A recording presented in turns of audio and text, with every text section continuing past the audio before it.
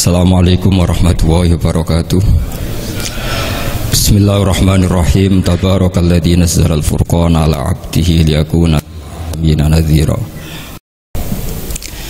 Artinya begini teman-teman santri ya, dalam menerima informasi itu ada hal-hal yang butuh kita sikapi, ada yang enggak misalnya gini, masalah talafut bi kalimati syahadah, bi kalimatai syahadah, itu siapapun yang melafadzkan harus kita terima karena ini kalimat sakral.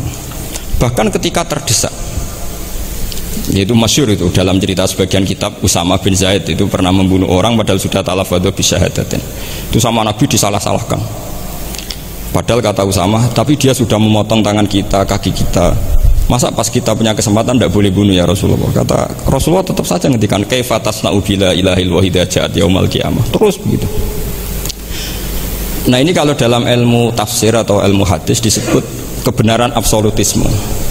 Sehingga ada hadis mangqala la ilaha illallah dakhalal jannah wa in zana wa in sarqa. Kalau di bab fikih informasi itu bisa kita terima kalau mukhbirnya itu adil, datanya valid. Tapi khusus kalimat syahadat itu tidak, wa in zana wa in sarqa harus kita terima. Sehingga kita tidak pernah mengkafirkan orang fasik. Misalnya lonte ditanya Tuhan siapa, ya Allah. Rektor Al-Azhar jawabnya ya Allah. Ketua MUI ya jawabnya ya.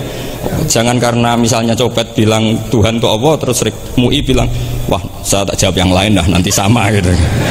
Nah, saya pernah ditanya sama dosen di Jogja, Pak Bahak, kenapa ada kata wa in zana wa in sarqa? Kesannya itu Islam membolehkan zina.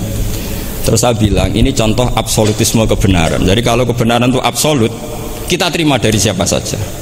Tukang becak ngomong dapat 2 tambah 2 ya 4. Lonte bilang 4, pakar matematika, rektor UGM nanti ya bilang 4. Sama. La ilaha illallah itu kalimat yang absolut. Sehingga di TV misalnya, apapun TV Yahudi atau TV Nasrani, kalau programnya itu benar menerangkan kebenaran, meskipun mereka niatnya bisnis, tapi kalau kalimat itu kalimat yang benar ya mau tidak mau kita terima.